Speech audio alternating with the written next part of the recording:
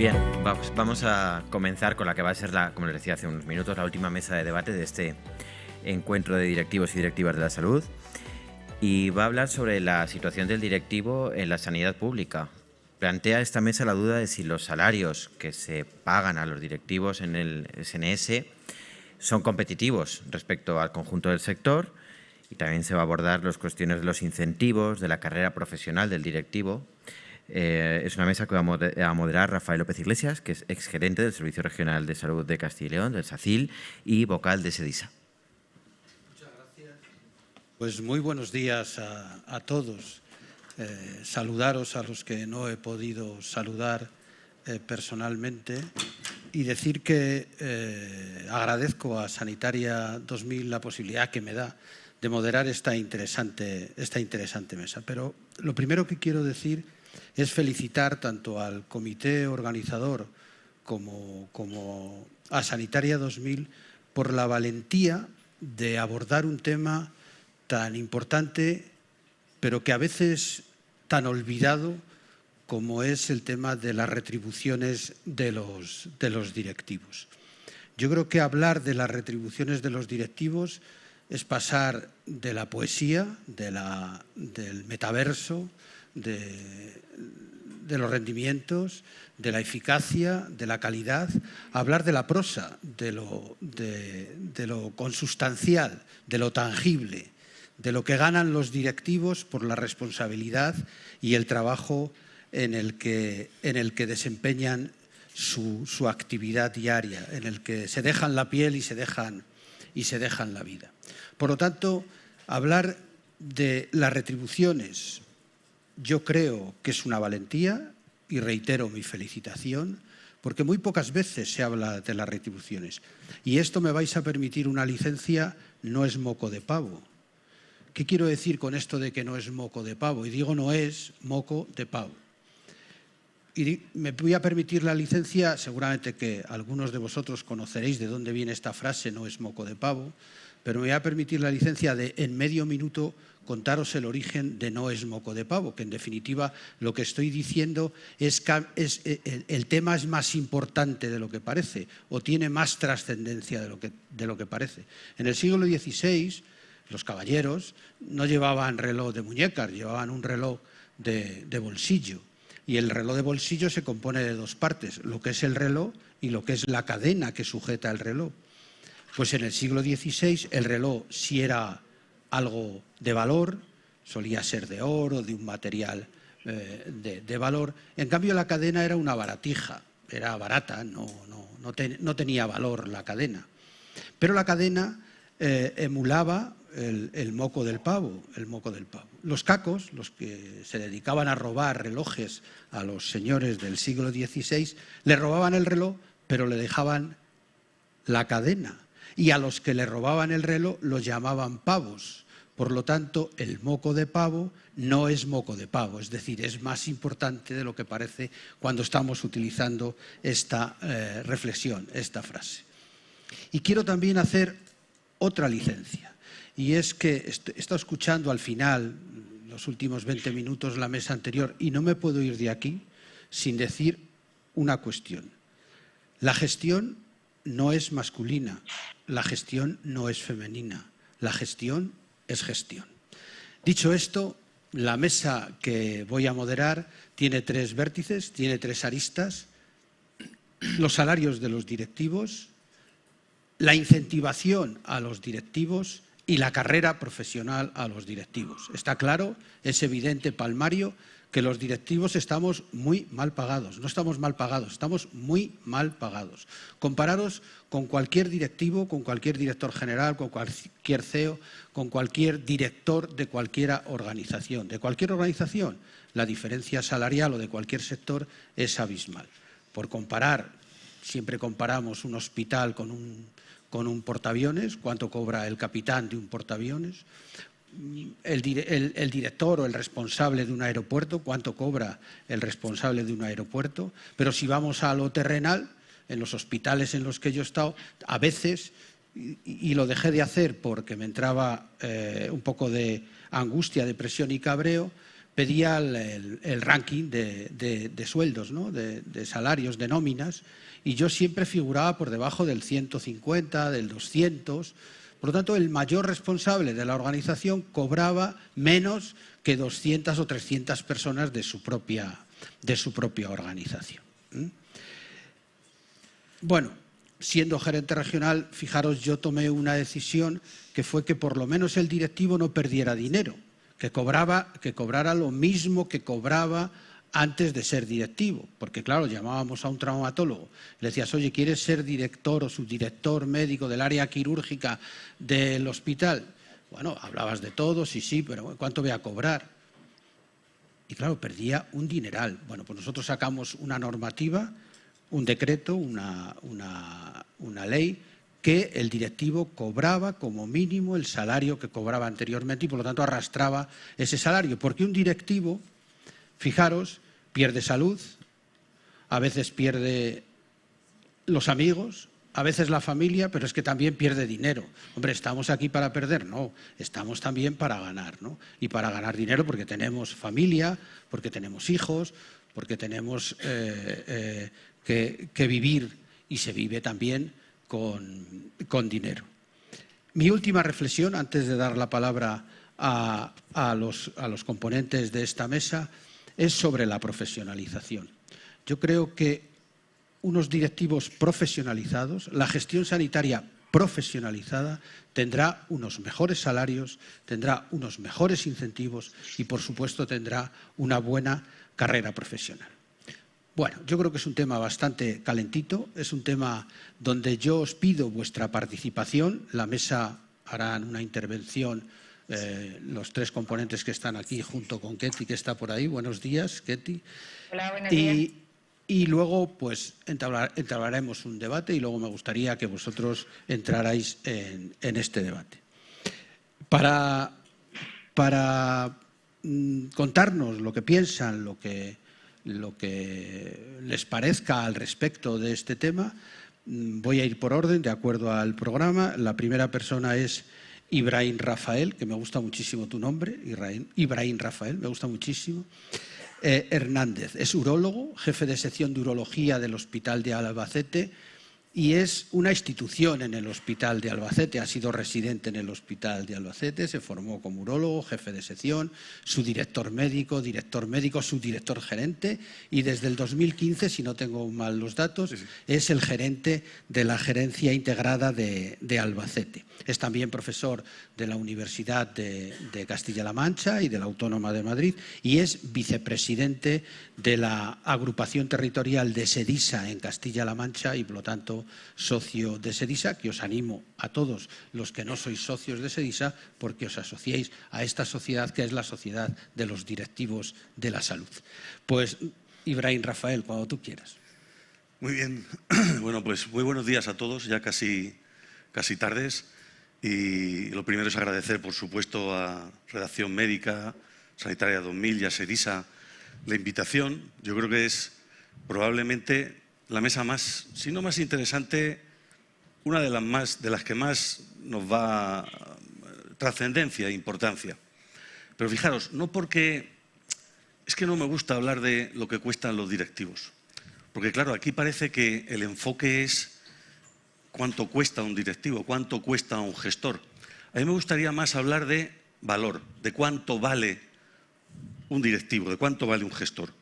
Porque claro, los directivos entramos en este mundo la mayoría de las veces por compromiso, porque por algún motivo que se nos escapa, algunos por una locura transitoria, y al final te das cuenta del valor que tienen por muchas cosas. Primero, por la trascendencia de lo que hacemos.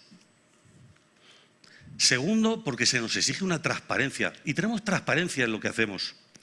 Tercero, por el valor a lo que nos dedicamos, que es a generar salud, de alguna manera, o a gestionar a los que generan salud.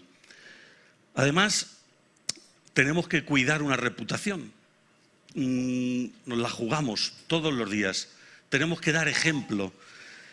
Tenemos que tener una imagen, tenemos que tener una conducta, tenemos que cumplir unos objetivos, tenemos que además ser proclives a intentar mantener la sostenibilidad del sistema. Y luego el reconocimiento profesional entre nuestros compañeros y social no siempre es el mejor. Pero vamos a seguir poniendo cosas para ver lo que valemos, lo que valéis todos los gestores y directivos de la salud. Se nos pide un mapa de competencias donde yo diría 3 cosas: actividad, cualidades y la capacidad de liderazgo. Primero, la actividad. Nos dedicamos a gestionar personas, a gestionar conflictos, a buscar y retener talento, a gestionar presupuestos. Tenemos que ver cómo están las inversiones, tenemos que controlar el gasto farmacéutico, tenemos que intentar promover infraestructuras, formación, docencia, investigación, innovación. Bueno, ¿qué más voy a contar? Pero y además, ¿qué se nos exige? Porque se nos exigen unas cualidades: integridad, inteligencia, energía. Decía Warren Buffett, estas 3 cosas son las que yo busco en los directivos. Pero ojo, porque si no tienen la primera, la integridad, las otras 2 te pueden matar el negocio: la inteligencia y la energía. Pero aparte de las 4 Cs, se nos exige credibilidad, tenemos que generar confianza, tenemos que tener coherencia, tenemos que ser capaces de comunicarnos bien, y ya si podemos más cosas, tenemos que tener empatía, responsabilidad, capacidad de persuasión, capacidad de negociación. Bueno, la verdad es que no vamos mal. Y además, liderazgo. Y el liderazgo, uno se plantea, estamos tan cansados de oír hablar de liderazgo que uno se plantea si esto es innato, esto no es innato, esto se cultiva, esto se estudia, se aprende. Pero fijaros, el liderazgo yo creo que es más una cuestión de actitud. El liderazgo va implícita en la actitud.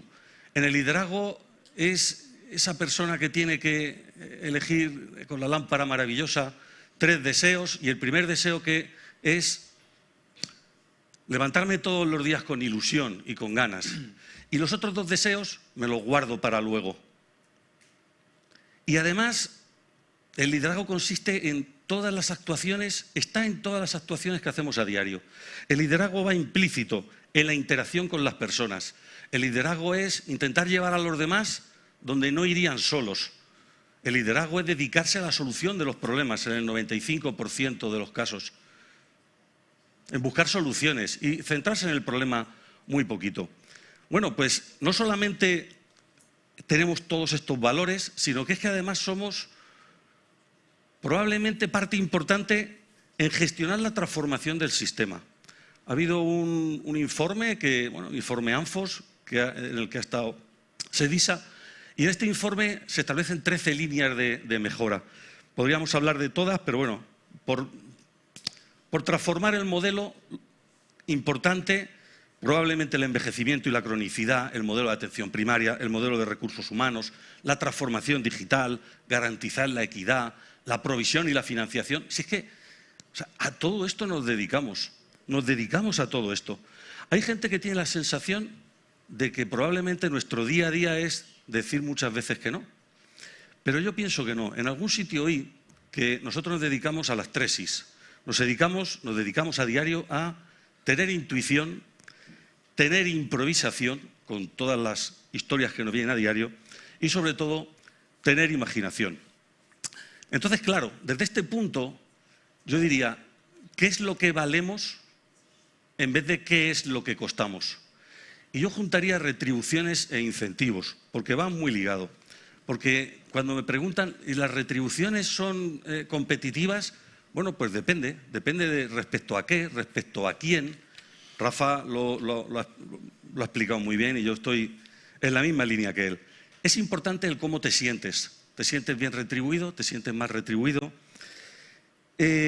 Además, hay diferencias entre comunidades autónomas. Hay comunidades autónomas, como puede ser Castilla y León, que cuando llega un directivo, si el sueldo que va a cobrar es inferior al que cobraba, se le mantiene el anterior. Hay alguna más, hay otras que no.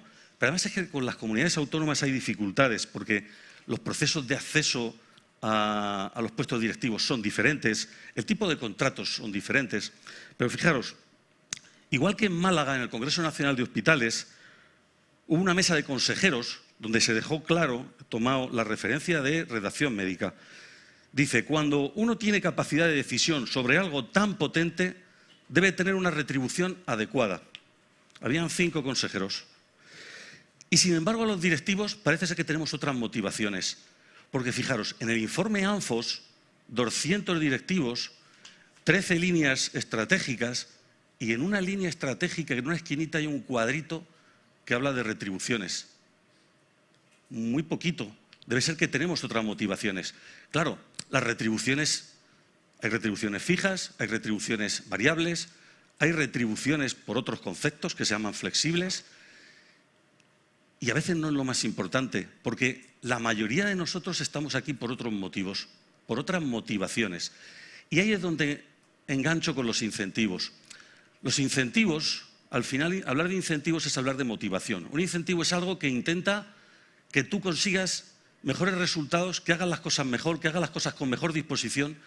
Y la motivación, bueno, pues sabéis la mayoría que hay una motivación extrínseca, que es probablemente todas las cosas que te vienen de fuera, incluido el dinero, las retribuciones. Hay una motivación intrínseca, muy personal, muy lo que a mí me apetece, el momento de mi vida, la oportunidad, y hay motivaciones trascendentales. A veces tenemos la sensación de que estamos haciendo algo muy importante o algo que llega, si eres cirujano, llega a un paciente, si eres gestor, llega a muchos pacientes. En algún sitio también he leído palabras de Rafa que decía, los gestores salvan vidas. En redacción médica también lo leí.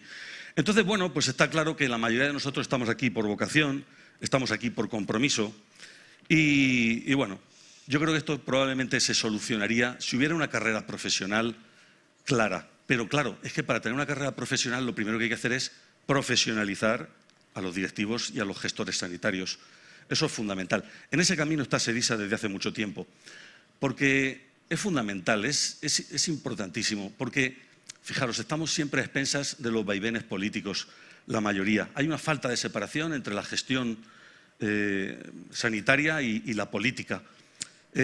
Probablemente debería de haber un pacto político, por lo menos para intentar establecer unos mínimos en las 17 autonomías y sobre todo para, con ese pacto político, permitir que los gestores sanitarios tengan algún tipo de participación en el Consejo Interterritorial, que es donde están los consejeros y es donde estas cosas habría que intentar hablarlas y negociarlas.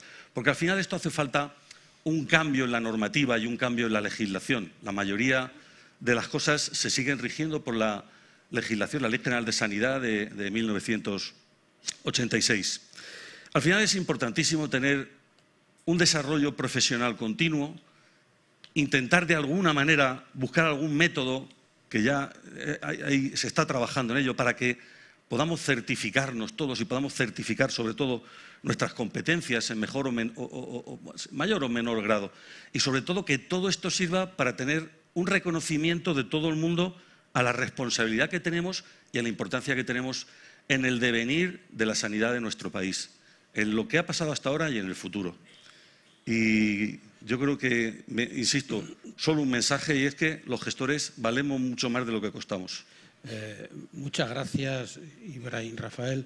Se ha hecho largo estos 5 o 7 minutos, pero bueno, no agotéis el argumentario que tenemos hasta las 2 menos cuarto, no lo agotéis, que luego podéis contar más argumentos. Ciertamente comparto contigo que uno entra en gestión sanitaria por una locura, ¿no? Por una situación de locura mental transitoria que se transforma en crónica. Al final es algo crónico del cual no puedes salir, pero además hay dos aditivos muy importantes en un gestor.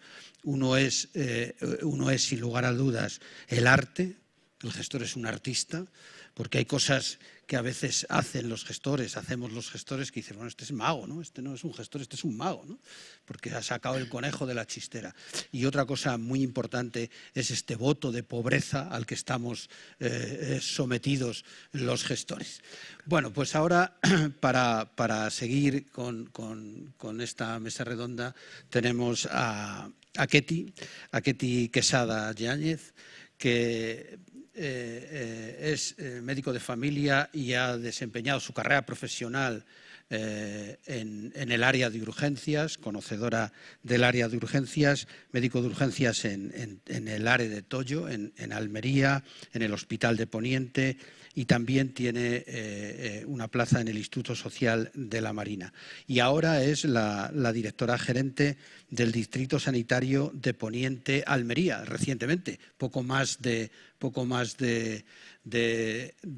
un año, desde marzo del 2021 es la directora gerente de ese distrito sanitario. Es una mujer con alta experiencia, con mucha experiencia en urgencias.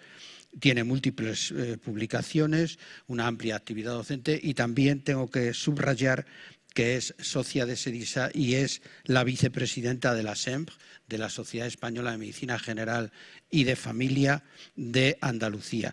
Pues Ketty, tienes tus 7 minutos cuando quieras. Hola, buenos días, buenas tardes, como por la hora, depende de si hayamos comido o hayamos tomado algo. Primero quiero agradecer a Redacción Médica por contar conmigo, a SEDISA y a mis compañeros de mesa de hoy, que no tengo el placer de conocerlos personalmente por circunstancias de agenda y me hubiera encantado estar ahí. Hecha el agradecimiento, yo digo que soy R1 todavía de gerente, he llegado a la gerencia desde hace muy poco y digo R1 en cierta manera con broma porque es verdad que no está profesionalizado como una especialidad más. Y sobre la respuesta de si estamos bien pagados, tengo que decir taxativamente desde mi experiencia de hace un año que no, fatalmente pagado. De hecho, me sentí identificada cuando hablaba Rafael y cuando hablaba Ibrahim, que perdemos dinero. Vengo de un área totalmente asistencial donde probablemente haya perdido la mitad de las retribuciones que tenía cuando ejercía de médico de urgencia. Y supongo que además estas diferencias también van por familia.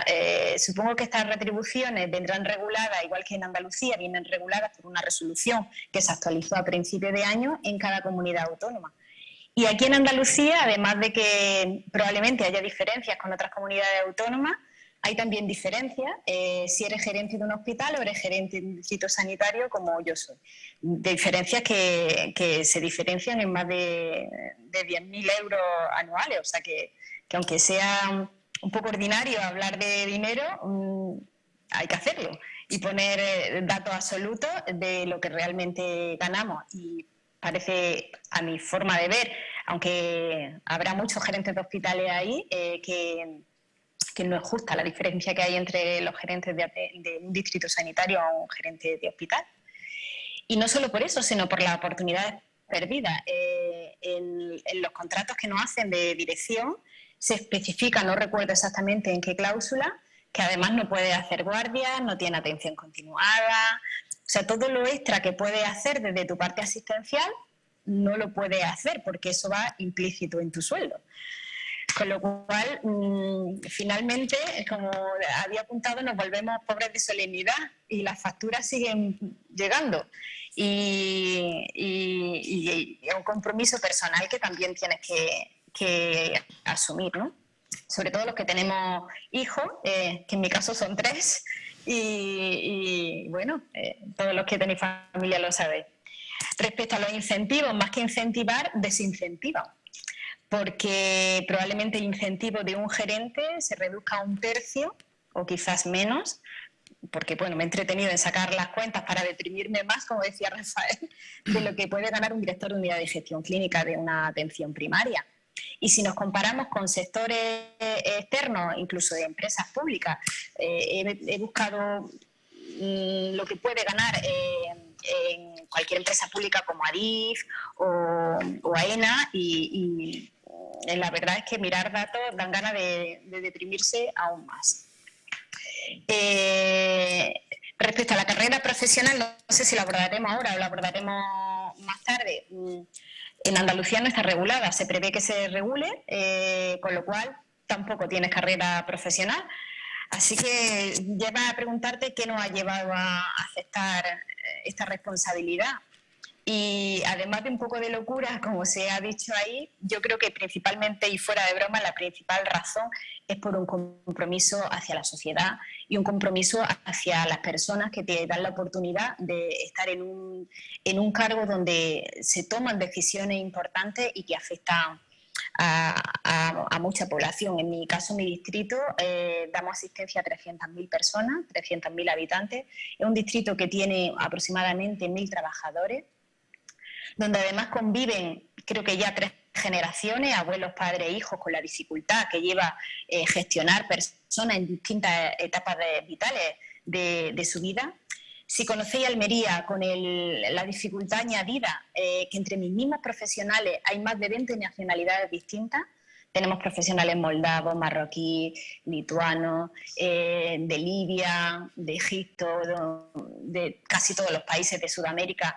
Y hacer un engranaje de esa multiculturalidad también es bastante difícil. Y a la población a la que prestamos asistencia también es muy multicultural.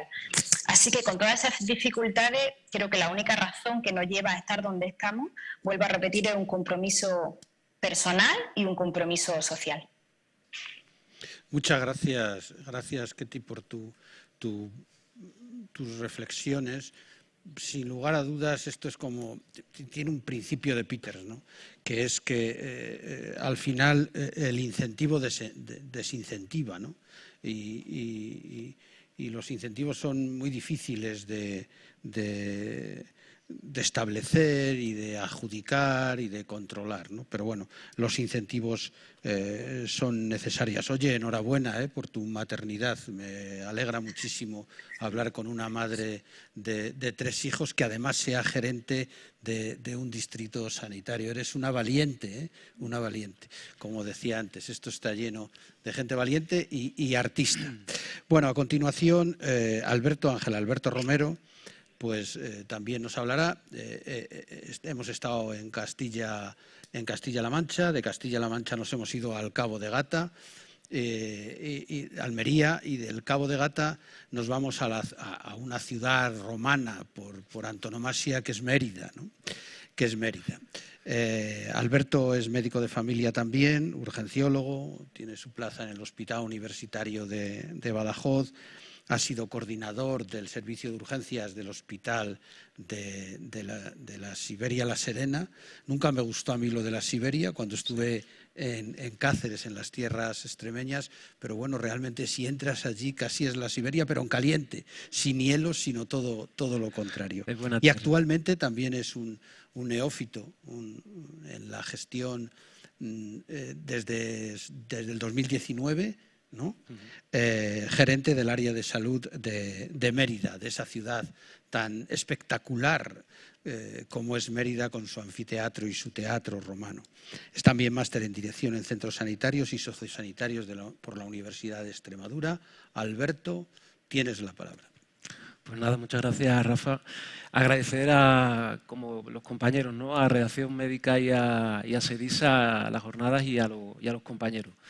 Yo creo que esta mesa es un poco, yo que vengo de unos orígenes romanos, es un poco de la legión. Yo creo que somos la legión que debemos luchar efectivamente también en esa parte que es tan importante como para el resto de las profesiones, que es el tema de las retribuciones. A mí me gustaría, para hacer un poco partícipe a los que estamos aquí, que yo creo que tenemos que preguntarnos que a esta hora y aguantando la cantidad de personas, de directivos que estamos aquí, es si efectivamente, como dicen los compañeros, otro tipo de motivación diferente tenemos que tener para esta mesa y seguir aquí, ¿no? Y no es la económica fundamentalmente. Yo realmente lo que estimo oportuno es que las retribuciones de los directivos sean acordes realmente al desempeño de las funciones, ¿no? A todas las tareas que tanto Ibrahim, el compañero, como Enriqueta han comentado, ese peso de esa cantidad de trabajo, esa versatilidad en el desarrollo de acciones que tenemos que hacer a diario. Hay otra que es un poco que genera genera rechazo, ¿no? Un poco de frustración, que es cuando te sientas con algunos de los jefes que tienes de servicio, algunos de tus responsables, y estás ante alguien que retributariamente sabes que está muy por encima de ti, y encima tienes que añadirte otro peso, que es el peso de tragarte esa frustración, ¿no? Eso es un peso más para el directivo también, ¿no? Yo no sé si de los presentes hay alguien que se encuentre satisfecho con su salario. Me gustaría que alguien, si es así, pues que levantara la mano. Yo creo que la pregunta es obvia y indudablemente no estamos bien retribuidos. Para que os hagáis un poco una idea, lo comentaba Ibrahim, en el área de salud de Mérida yo ocupo de las retribuciones el puesto número 175. Indudablemente, de eso, como decía Ibrahim, por encima del 150, 175. Alrededor de los 100 primeros no solamente cobran efectivamente los 3 conceptos básicos de lo que es el salario fijo, el complemento de destino, etcétera, sino también por las guardias, las retribuciones extraordinarias y tal, ¿no? Pero luego, incluso dentro de la propia mesa directiva, tengo direcciones médicas que cobran más que yo. Entonces, indudablemente, hay que revisar la jerarquización salarial en ese sentido. Por otra parte, los conceptos, pues igual que han existido las guardias, existen las guardias en el tema de los clínicos.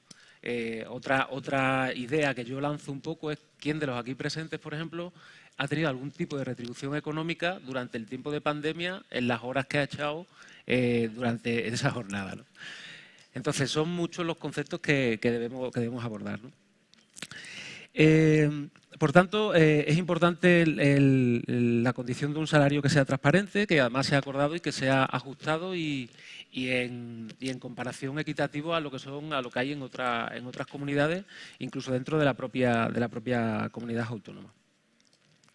Con respecto a los incentivos, efectivamente el incentivo al final ha de motivar, la motivación va a generar compromiso con la organización, y si además generamos compromiso, además hacemos que ese compromiso nuestro y esos resultados de la labor nuestra se vean, vamos a ser un poco ejemplares con respecto a nuestros trabajadores, con lo que al final el objetivo es mayor, ¿no?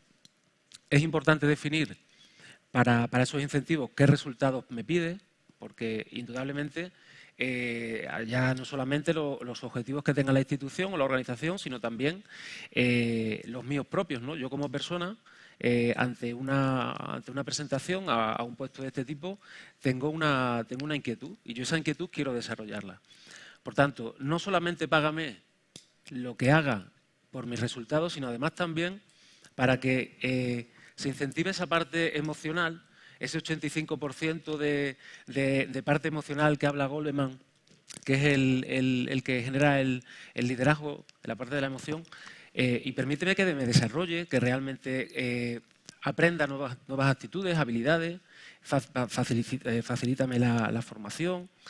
Hay un gran perfil ahí de cosas que se pueden hacer y que indudablemente también dependen mucho de la situación personal, ¿no? No es lo mismo una persona con familia pues que otra que no la tenga, y las necesidades. Pero ese punto de persona también en la gestión es importante.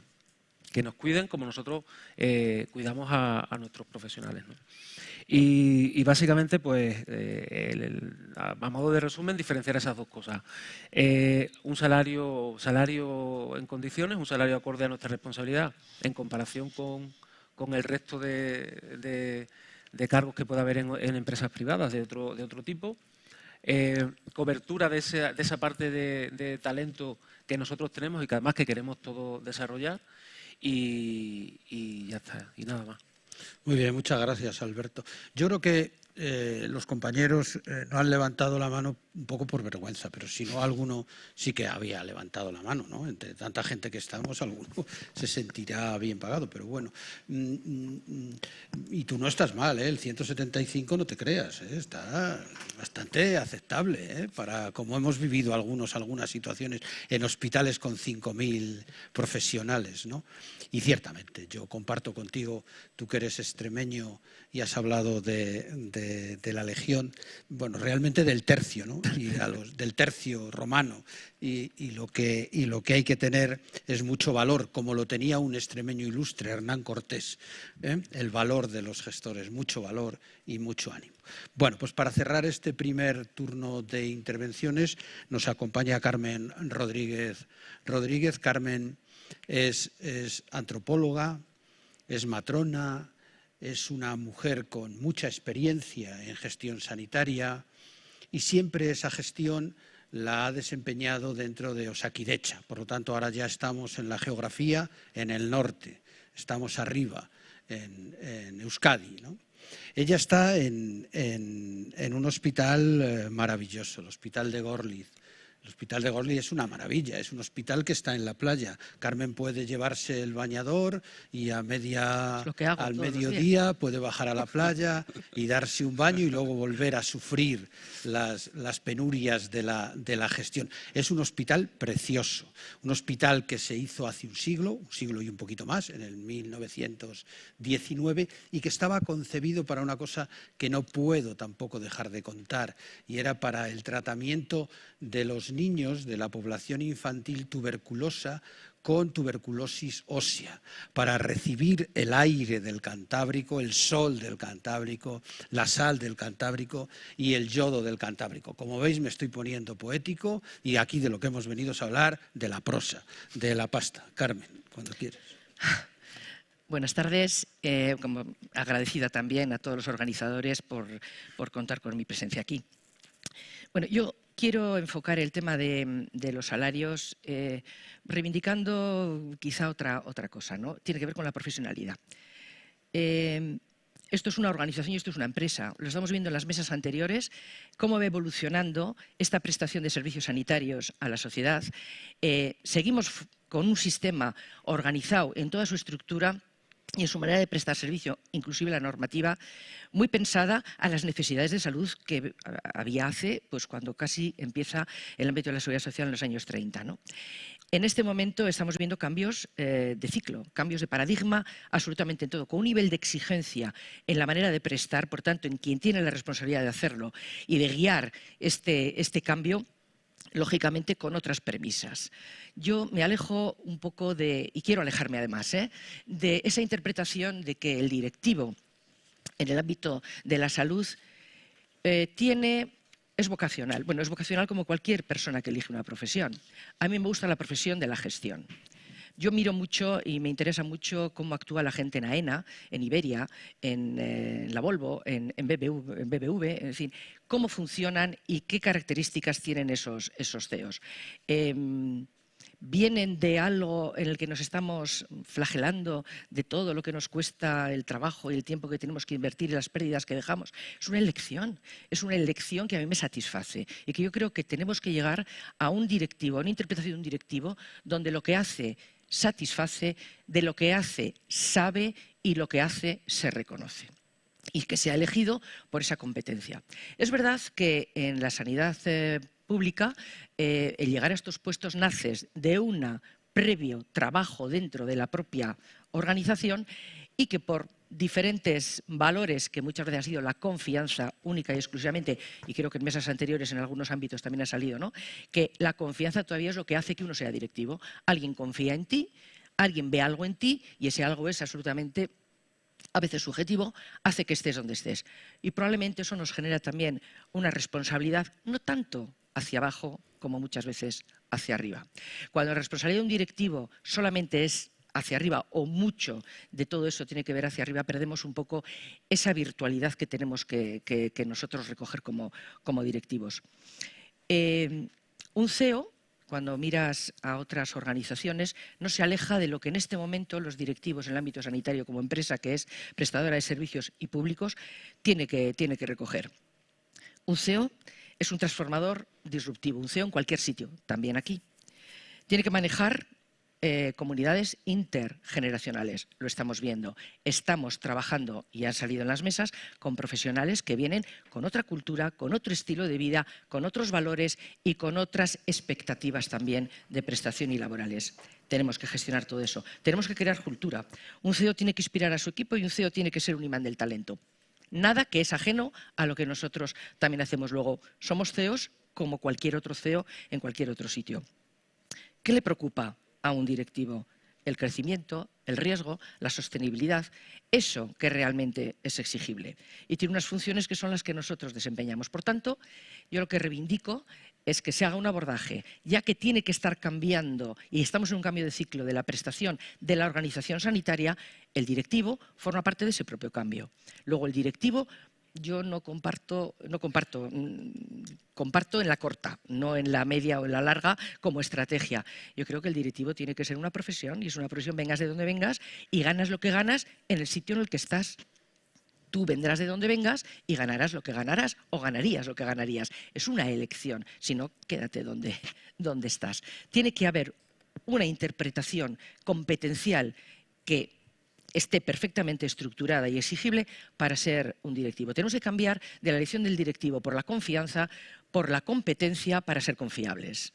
Es decir, ser competentes nos va a hacer realmente ser confiables. Y eso nos hará reevaluarnos también. Hoy en día en nuestro sector es muy difícil encontrar ningún cargo directivo. Es muy difícil, pero muy difícil hasta mandos intermedios. Primero, es asumir una responsabilidad desde una posición cuando uno está en el ámbito laboral que igual no se cuestiona una responsabilidad distinta, no forma parte de sus intereses, ¿no? Pero yo estoy convencida que hay mucha gente que tiene mucho interés, como puede tener el presidente de Iberia, el de AENA o el de Iberdrola, en ser gestor. Y le da lo mismo de dónde venga. Su papel es el de gestor. Hay que reivindicar, yo creo, que el papel efectivamente del gestor como tal, con sus atributos y, por tanto, con una retribución que sea competitiva. Será competitiva cuando en todos los sectores el CEO tiene un salario dentro de su sector. El directivo dentro de la administración pública tiene un salario competitivo en relación con el sector. Reivindicar e identificar puestos de 175 rankings, ¿no?, de 200, de puesto 40 o puesto 50, es que no tendría prácticamente ni que darse. Tiene que tener una identificación clara. ¿Cómo tiene que ser la retribución? Pues igual hay que cambiar también el estilo retributivo. Nosotros, por lo menos lo que yo conozco, y bueno, y también he estado fuera y en extranjero y tal, cómo funcionan estas cosas. Nos asignan probablemente un salario a muchos de los directivos, no sé en vuestras comunidades, en la nuestra desde luego sí, en función con la alta dirección, por lo tanto es un rango de lo superior, ¿no?, al que debes, digamos, pues una pleitesía, ¿no?, o una respuesta, que sería nuestro consejo de administración al final. Por tanto, mírame y exígeme y ponme un salario en relación con el sector en el que yo estoy, que es el sector de la prestación en hospitales, en centros de salud, etcétera. Por lo tanto, ¿con quién? Con toda la masa trabajadora que está prestando ese servicio. Tiene que estar acorde precisamente con esa responsabilidad. Pagar por incentivos y carrera profesional. Pagar por incentivos tiene sentido. Tiene sentido un sueldo razonable, ajustado y comparable con el sector en el que estás, y luego unos incentivos en función de resultados. Hasta ahora, complicado. ¿Cómo le pones los resultados? Y además probablemente mal vendido y mal interpretado por parte de la propia ciudadanía, porque estamos denostados también, ¿no?, dentro del sector de la ciudadanía. Parece que tenemos unos privilegios por ser directivos, ¿no?, cosa que no se les mira igual a los CEOs de otras organizaciones. Se les da el valor que tienen en función de la consecución de sus resultados. Nosotros conseguimos resultados, los que podemos, dentro de la administración, que tenemos, lógicamente, muchas medidas que nos acotan y que no hace que podamos tomar tantas decisiones independientemente, ¿no? Pero debemos de exigir que realmente se nos interprete por los resultados. En la administración pública es un camino, yo lo veo un poquito largo, un poquito tortuoso, para identificar precisamente el incentivo, que no deja de ser el reconocimiento a los resultados que estás obteniendo. Los bonus que tienen los CEOs, ¿no?, que es por resultados. Carrera profesional. Pues la carrera profesional es el reconocimiento a tu expertía, a las habilidades y a los conocimientos que has ido adquiriendo a lo largo de tu desempeño. Esta es tu carrera profesional, que tiene que tener luego un refrendo, lógicamente, salarial. Si vamos al mercado general y me pongo otra vez en otros sectores, esa es mi caché. El caché, que es aquello que yo llevo, y por eso me contratan, porque tengo unos valores que son muy interesantes en este campo. Estamos en la administración pública y probablemente todos, como yo misma, el recorrido no lo vamos a hacer en empresas muy diferentes, sino que estamos hablando de movernos dentro del propio ámbito de la salud. Probablemente ahí tiene cabida una propuesta de carrera profesional. Y la carrera profesional tiene que estar, desde luego, medida y tendrá que estar interpretada con aquellas habilidades y con aquellos conocimientos que son exigibles, desde luego, en el cambio que en este momento queremos hacer de la prestación de servicios y el cambio de estilo en el ámbito de la sanidad pública. Por tanto, yo me alejo un poco del, permitidme la palabra, quizá hay otra más interesante, de ese buenismo, ¿no?, con el que parece que hacemos las cosas, ¿no? Somos buena gente y trabajamos y metemos muchas horas y el COVID nos ha matado, ¿no? Y tal. Pues sí, a mí me ha gustado matarme. Quiero decir, creo que lo que tenía que hacer es la responsabilidad, y eso sí tiene que tener, lógicamente, un refrendo, pero desde luego identificado con el puesto en el que tú estás, independientemente, insisto, de dónde vengas, pero sí tiene que ver con a dónde vas. Esta es mi propuesta y mi reflexión para el debate. Gracias. Muchas gracias, Carmen. Gracias por ponernos en el camino de la metamorfosis, ¿no? Y pasar de gerentes improvisados o improvisación de directivos a pasar a directivos profesionales formados y con una perspectiva profesional que no sea subjetiva, sino que sea una perspectiva objetiva. Oye, nos queda todavía como media hora, más o menos, 20 minutos. A mí, con lo que estáis diciendo, me dan unas ganas de convocar una huelga de directivos. Vamos a ver. Los profesionales, los trabajadores de cualquier sector, cuando no se sienten bien retribuidos, hablan, negocian, dialogan, agotan todas las expectativas de la negociación laboral y, si no están de acuerdo, pues hacen una huelga. ¿Qué pasaría si hubiera una huelga de directivos? ¿Conseguiríamos algo? ¿Sería posible? Esto es una metáfora, y es como el chocolate del loro, que os prometo que no os voy a explicar de dónde viene lo del chocolate del loro. Pero los directivos ponemos encima de la mesa la tarjeta de crédito, nuestra tarjeta de crédito, o tiramos con pólvora ajena. Y además tenemos patente de corso. A veces a mí me salen el rabo y los cuernos de diablo, es decir, que uno hace de abogado del diablo. A ver, si es que nos estamos quejando en exceso. Yo sigo pensando que cobramos poco. Pero, ¿qué responsabilidad a la hora de poner encima de la mesa nuestro patrimonio tenemos? El mismo riesgo que tiene un directivo de otro sector. En fin, tendríamos que cobrar por incentivos, sería necesario un pacto en el interterritorial, todas las comunidades tendrían que tener una equiparación salarial de los directivos, la carrera profesional tendría que estar retribuida. Mirad, yo a partir de este momento me voy a callar, pero os voy a contar una cosa. Siendo gerente regional, obligué a mi consejero y, por lo tanto, a mi comunidad autónoma a que los directivos cobraran como mínimo lo que cobraban antes, que ya os lo he contado, pero además que hubiera convocatorias públicas. Yo tuve problemas muy importantes por fichar a gente que no conocía de nada y había, digamos, un bicho en esa plaza y yo dije que ese bicho no iba. Estoy viendo alguna cara en esta mesa que estuvo en esos procesos selectivos. Pusimos la carrera profesional retribuida del directivo, es decir, esto era increíble, ¿no? Había jefes de servicio, enfermeras, matronas, no sé qué, que el grado 1, el 2, el 3, el 4, y el directivo se quedaba fuera. Y son 500 euros al mes el grado 4, que es dinero. Pero fijaros, reconocimos incluso el tiempo trabajado. Los sindicatos se opusieron a esto en una mesa sectorial.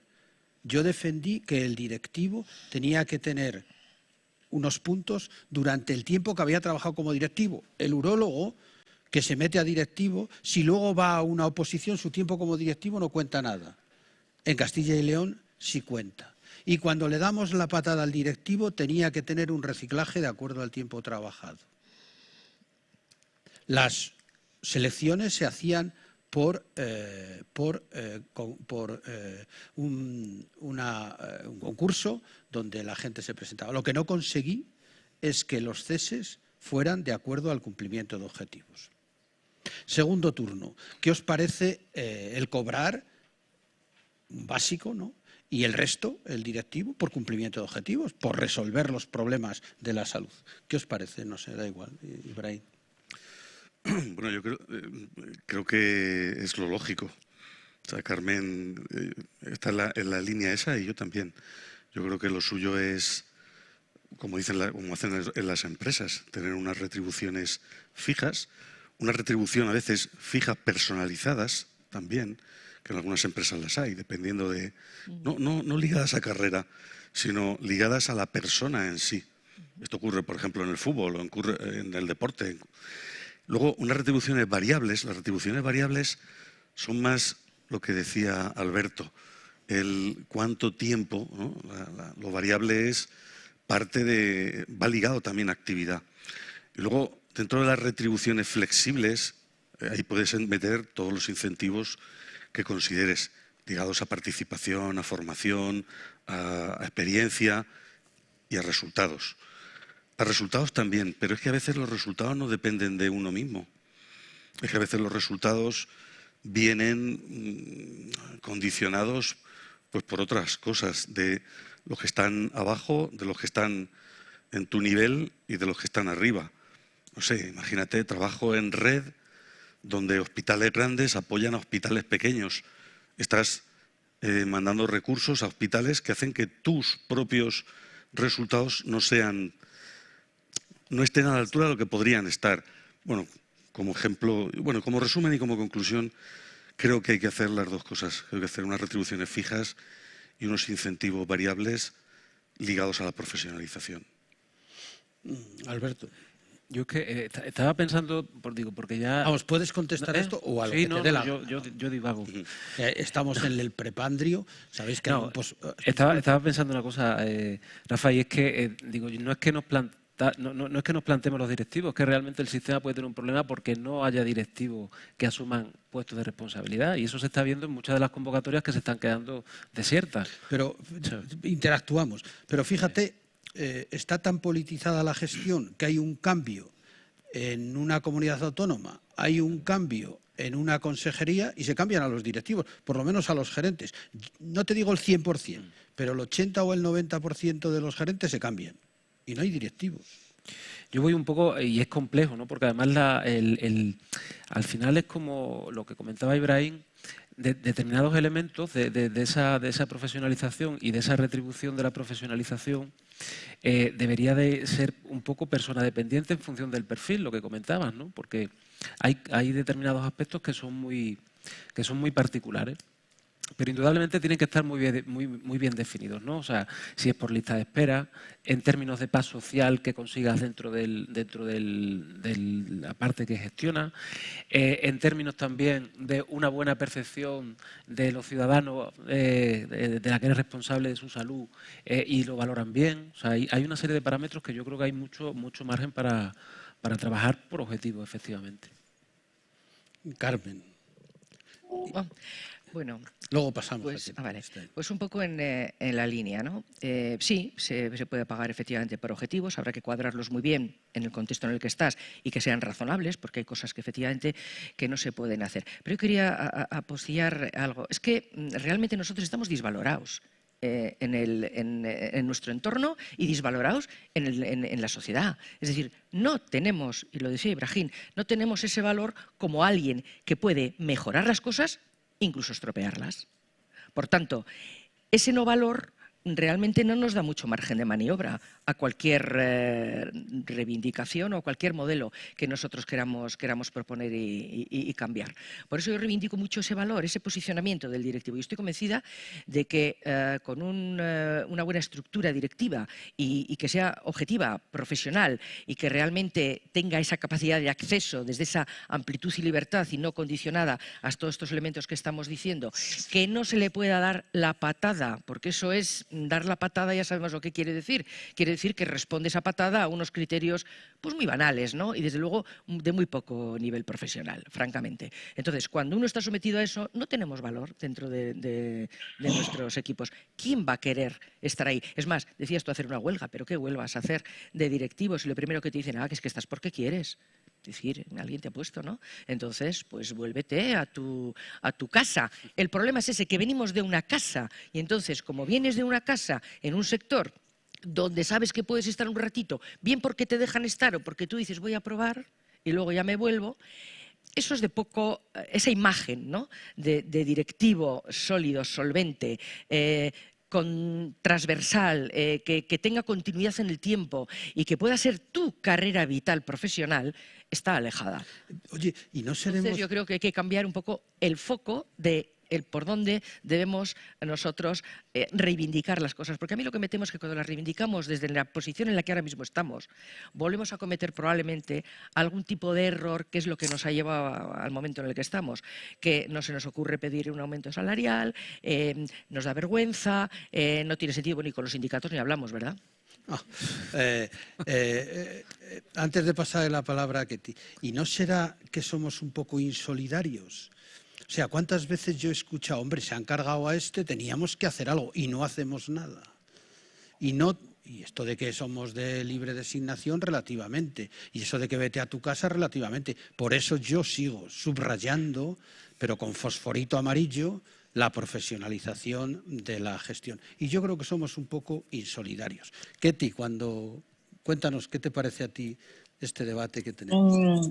Bien, pues bueno, primero que estoy de acuerdo y además me ha parecido muy oportuno lo que has dicho tú. Los directivos deberíamos de tener una parte fija que nunca debería ser inferior desde el salario que vienes. Creo que debería ser una línea roja que deberíamos de establecer y que fuese también un poco ecuánime en todos los cargos de gestión y en todas las comunidades autónomas a ser posible. Y luego es cierto que una parte variable que sí debería ser ligada a tu productividad. Aquí en Andalucía, y supongo que en el resto de las comunidades autónomas se hace igual, se pacta un contrato programa, que es una serie de objetivos que tú firmas con el gerente del SAR, desde la perspectiva económica, de atención a la ciudadanía, objetivos relacionados con la formación, investigación, con resultados clínicos, pero no puedo estar más de acuerdo en vuestra parte, que es que la consecución de estos objetivos no depende solo del gerente. Hay muchísimas variables. Con lo cual, aun dejándote la piel en conseguir los objetivos, parece también bastante poco equitativo que si un director de unidad de gestión clínica ha tenido una consecución de un 80% que se traduce en una X cantidad de dinero, vamos a poner números redondos, 10.000 euros anuales, por hacer números, lo que no puede ser que el gerente que ha estado detrás de ese seguimiento, de esos objetivos económicos, de investigación, clínico, gane un tercio. Eso no parece. Si tú has llegado a ese nivel de consecución es porque has tenido a alguien por encima que también va monitorizando ese seguimiento. Con lo cual creo que no deberíamos de tener complejos en reivindicar nuestras retribuciones y no deberíamos tener complejos ni con la sociedad ni con los sindicatos. O sea, gano lo que gano porque llevo una empresa, entre comillas, de este volumen. Yo creo, no sé, volviendo a mis datos, que son los que manejo, una empresa de 1.000 trabajadores debería estar bien pagado. Y no sé, yo me comparo con el Corte Inglés, que es lo que tengo más cercano y que conozco. A su CEO no tienen complejo en admitir lo que ganan, sin ningún problema. Y ya está. Y creo que es lo que deberíamos de seguir todos, ¿no? Como colectivo de directivos. Muchas gracias. Mira, yo os voy a confesar un secreto, ¿no? Hay como un cierto pudor y temor a contar lo que ganamos los directivos. En Castilla y León se paga productividad variable a los directivos y es la única vez al año, bueno, cuando se ha podido pagar, porque ha habido un histórico que durante tiempo no se ha pagado, y es la única vez que el directivo, un gerente, gana más que los demás, la única vez. Si la productividad variable de un médico es de 2.000 euros, de un jefe de servicio, pues el gerente a lo mejor cobra 4.000 o 5.000 euros. La única vez. Y está como escondida esa retribución. Es como algo prohibido de manifestar. Y yo creo que no debe de ser así. Por lo menos que tengamos el salario a nivel de liberado sindical. En Castilla y León, vuelvo, no sé en vuestras comunidades autónomas, pero los liberados sindicales cobran el prorrateo de las guardias de los últimos 3 meses. Es decir, se liberan y cobran el prorrateo de las guardias que no hacen, sino que han hecho en su salario. Me supongo que en el resto de las comunidades autónomas igual. Mira, nos quedan como 10 minutos. Yo creo que antes de cerrar esta mesa, yo abro a vosotros la oportunidad de preguntar o de hacer un análisis breve, no una ponencia o una tesis doctoral en la intervención. Por lo tanto, tenéis la palabra todos vosotros. ¿Alguna pregunta? ¿Algún comentario? Sí, allí una pregunta. Venga. Espera un momento que te llevan el micro para que te podamos escuchar y nos dices quién eres para ficharte y a ver qué vas a decir, ¿eh? Cuidado.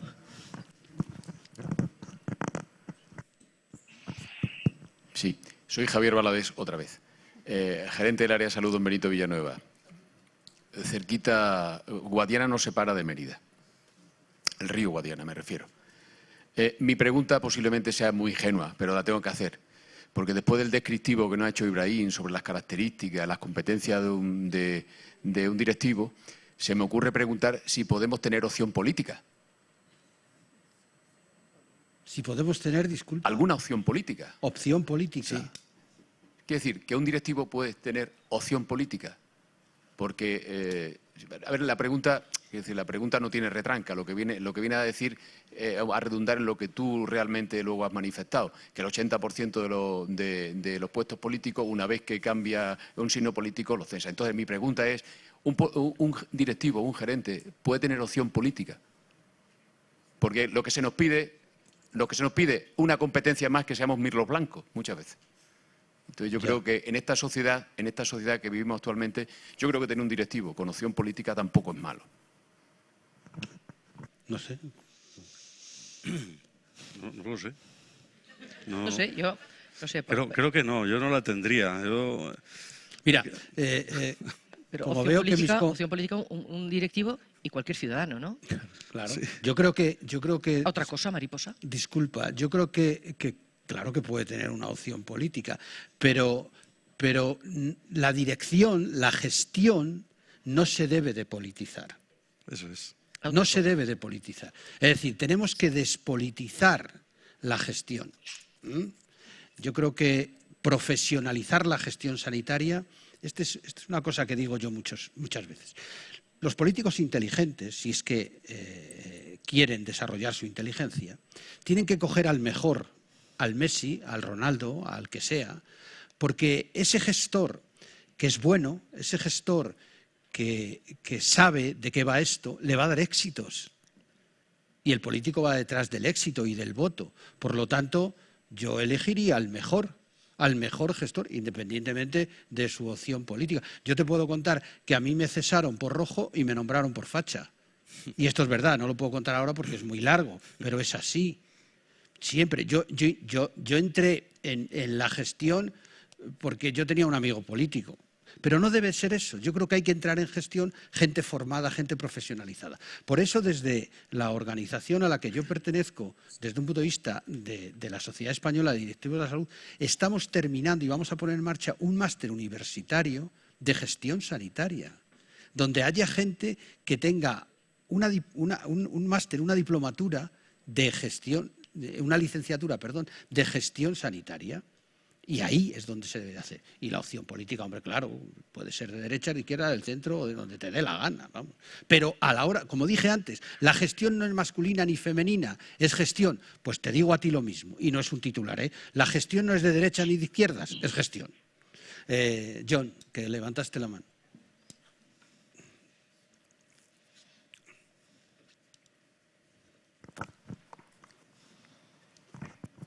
Bueno, pues yo creo que estamos de acuerdo en lo que estáis comentando. Está claro, al final es un discurso que se retroalimenta. Nosotros ahora en Euskadi hemos tenido, y Carmen no lo ha llegado a comentar, pero hemos tenido un reconocimiento de la carrera profesional. Desde Nosotros los directivos no. No, a ver, deja. Hemos tenido en Osakidetza un reconocimiento de la carrera profesional desde el año 19 hasta ahora, que estaba paralizado, y absolutamente las 30.000 personas han tenido derecho a esa recuperación, diríamos, del desarrollo profesional, que nosotros nunca hemos cobrado como directivos y ahora tampoco. O sea, los sindicatos, los celadores, los médicos, los jefes, los no jefes, los subdirectores también, y nosotros pues no. Y en ese sentido pues nos hemos manifestado, pero la verdad es que no sirve de nada. No sirve de nada porque siempre te ponen que estás en una organización en donde la consejera pues tiene que ganar más que tú porque estás dentro de ese escalafón, y el viceconsejero y el otro y tal, y la consejera puede ganar más que el lehendakari y no sé qué, cuánto. Entonces estamos siempre en esta dinámica. Pero bueno, yo creo que eso, que algo deberíamos de hacer, pero es muy complicado. Y es dar coces contra el aguijón, ¿no? Que no sé, a ti que te gustan los refranes y esas cosas, ya me lo explicas también un día. Pero bueno, yo creo que, o lo que os pediría es, dentro de las comunidades autónomas que estamos, ¿quién es el que mejor lo está haciendo? ¿O cómo tendríamos que intentar todos? Porque encima cada uno es distinto. En unos se cobra carrera profesional, en otros se cobra objetivos, variables, o nosotros no tenemos nada, ni objetivos, ni carrera. ¿Dónde es donde mejor está haciendo? Tú además estabas ahí haciendo el análisis. Pues el pacto, un pacto político, ¿no? Un consejo interterritorial. ¿Alguna pregunta más de los asistentes? Nada, ¿no queréis preguntarnos más? Tenéis ya la glucosa baja. Vale, pues yo os dejo que facilitéis la labor a la gente que está en la última fila, que son los que ponen los titulares en redacción médica y tal, y que hagáis un titular, ¿no? Un titular. Ketty, que estás ahí, haznos un titular, un minuto como mucho, ¿no? Bueno, yo creo que como resumen deberíamos de tener unas retribuciones acorde a la responsabilidad que tenemos, que fuesen objetivas y medibles, en base también una parte variable en resultados y que fuese de cierta manera homogénea a todas las comunidades autónomas, comparando el nivel de gestión que tiene. Y dejo paso a mis compañeros que seguro que también quieren poner una frase final. Muchas gracias. Alberto. Pues nada, yo creo que el resumen: profesionalización, persona y retribución por resultado. Muy bien, muchas gracias, Alberto.